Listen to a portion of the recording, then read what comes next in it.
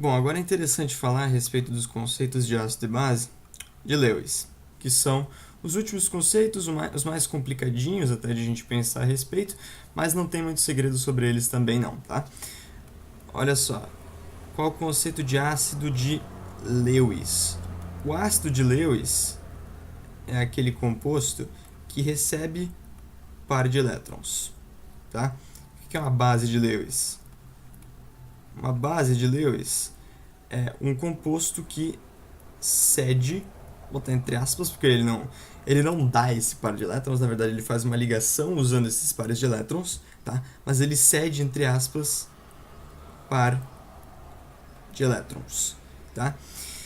E assim, para falar a respeito, para exemplificar ácidos e bases de Lewis, só dando exemplo mesmo, tá?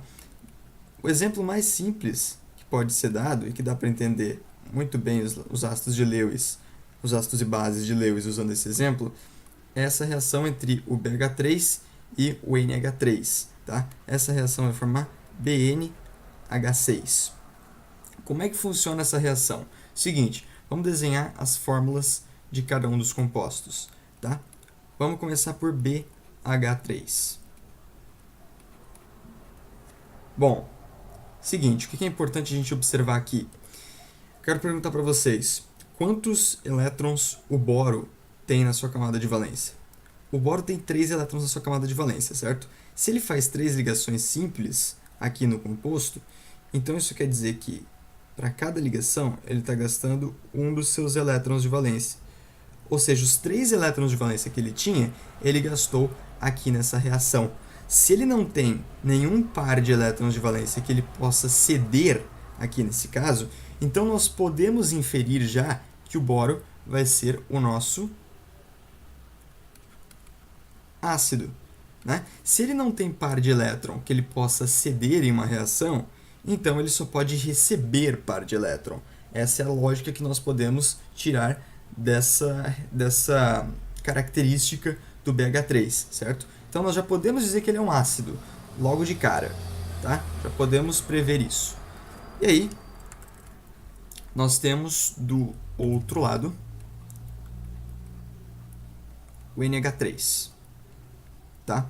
Quantos elétrons de valência tem o nitrogênio? O nitrogênio tem 5 elétrons de valência. Ele faz 3 ligações simples. Para cada ligação simples, ele vai gastar um dos seus elétrons de valência.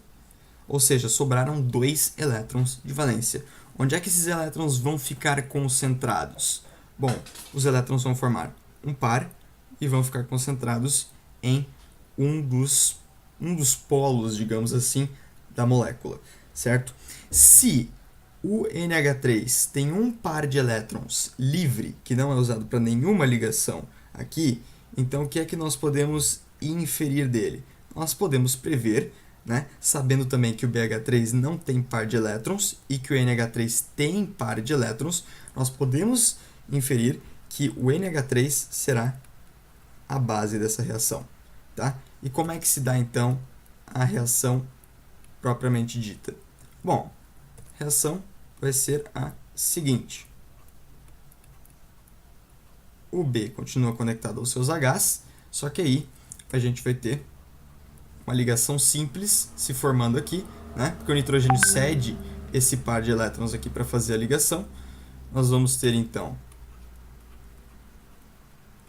o N se conectando aos seus hidrogênios. E aqui nós temos um exemplo de ácidos e bases de Lewis, tá? Então, um truquezinho bem simples até é você analisar essa questão. O composto tem par de elétrons livres no átomo central, por exemplo, ou no átomo que vocês veem que faz a ligação aqui no lado direito, se ele tem par de elétrons livres, então ele muito provavelmente será a base, certo? Se ele não tem par de elétrons livres, então ele com toda certeza em uma reação vai ser um ácido, beleza?